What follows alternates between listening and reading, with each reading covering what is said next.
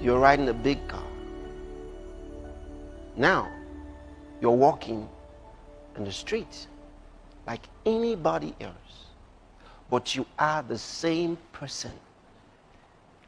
At that moment, everything, every desire, every fascination with cars and all of those things left me. I lost interest in all those things instantly. It's like a miracle, something you can't explain. I lost interest in all of those things at once.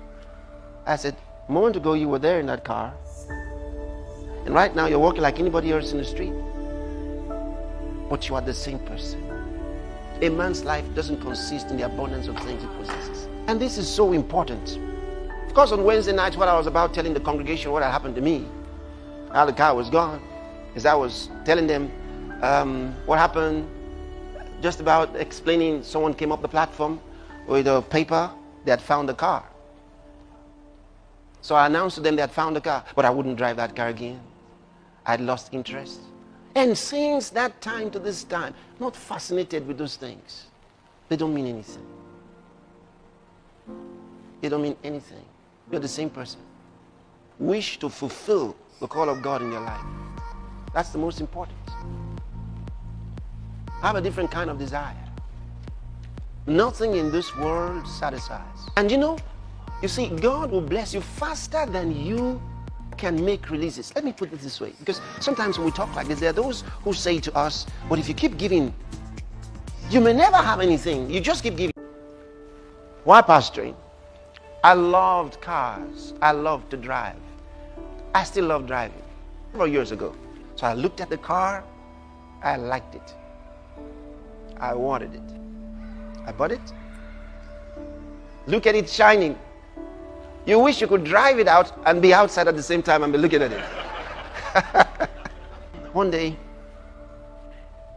while it was still, new, I'd only driven it out maybe to church once or twice. So it's just there. Because I had other cars. You're not driving, you know where to go. You have to look for somewhere to go. So I needed somewhere to go. So I said, okay, I'm going to buy fuel. And then from there, my mom was with my sister. And so I said, I'll drive to see my mom. And then, just go out. As I stopped, before I could come out of the car, another car stopped beside me.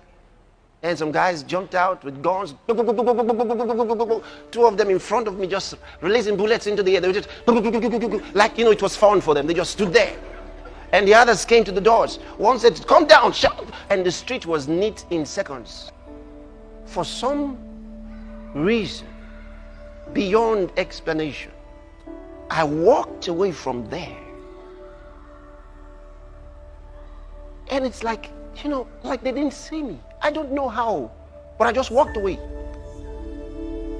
I got out of there. Drove the car away. Still unclear to me how I got out of that place to buy anything anymore. The car was gone, the money, whatever, everything was gone. Now, as I walked down the street, and here's the reason for this story, thought hit me. A moment ago, you're riding a big car. You may never have anything. You just keep giving, and then you never have. The point is this. What God doesn't want is for anything to have you. We give. I give all the time. But the thing is this. I am unable to catch up with God. Before I have time to make my calculations, He's beaten my figures. And in everything. No wonder He said that seed time, He said, will overtake that harvest. And